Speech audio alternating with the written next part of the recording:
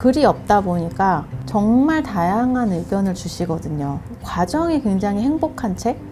저는 그림책에 그림을 그리고 글을 쓰고 있고 현재 한 15년 정도 책을 만들고 있는 그림책 작가 이명애입니다.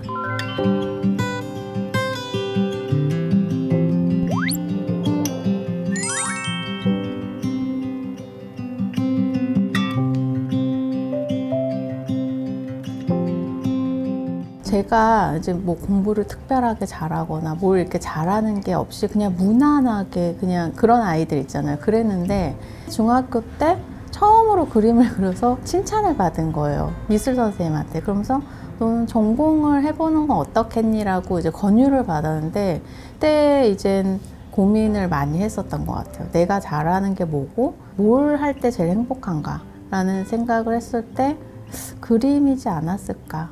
네.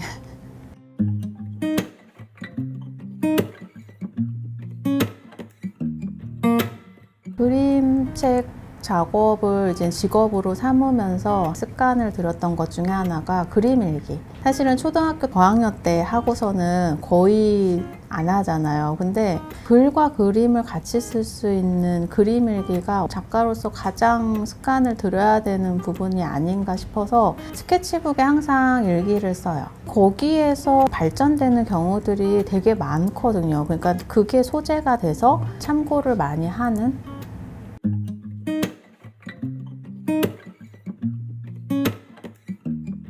일러스트레이터로서 이제 일을 할 때와 내 작업에 그림책을 할 때는 전혀 다르더라고요. 그러니까 어떻게 보면은 제가 감독이 돼야 되는 부분이 이제 그림책 쪽인데 굉장히 내 내면에 있는 이야기를 계속 꼬집어내게 되는 그런 매력이 있는 것 같아요.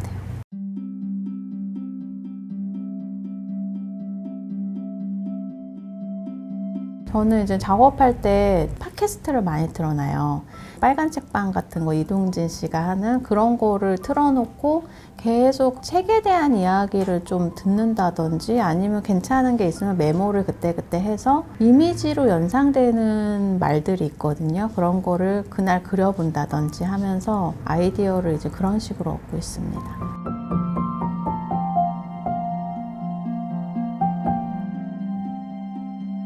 공통점이라고 하면은 글과 그림 둘 다 남하고 이제 소통하는 어떤 도구? 글로서도 표현을 가능하지만 그림으로서도 이 사람과 이제 소통을 할 수 있는데 차이점은 글은 번역을 해야지만 이 사람하고 소통이 가능하면 그림 같은 경우는 굉장히 일차원적으로 이 사람과 말을 안 해도 소통이 되는 부분이 있는 거예요. 그래서 그림이 주는 폭이 훨씬 더 넓다고 해야 되나? 개인적으로 그렇게 생각을 하고 있습니다.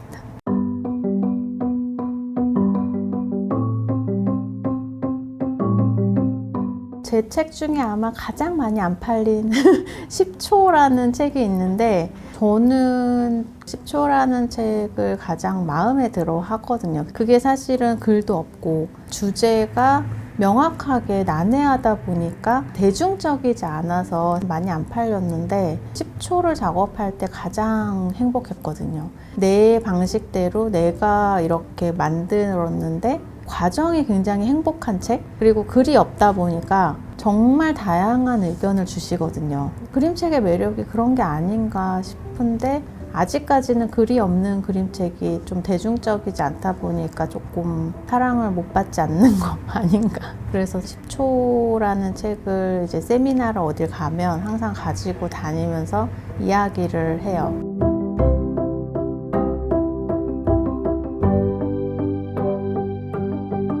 최근에 이제 꽃이라는 책을 만들었는데 그 책 같은 경우는 5, 60대 분들이 굉장히 좋아하세요. 옛날에는 아이들이 집는 책을 엄마가 읽어줬으면 약간 점점 더 그 장르가 없어지고 나의 연령이 없어지는 듯한 느낌? 저는 굉장히 재밌어지는 것 같아요. 독자로서도 되게 재밌는 책들이 많아졌다고 해야 되나? 굉장히 좋습니다.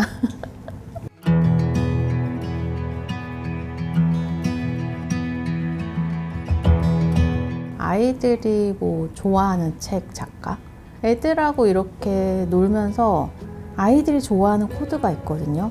근데 아직까지는 그거를 제가 못 풀겠더라고요. 그래서 정말 재미있는 책을 좀 만들어 보고 싶다 해서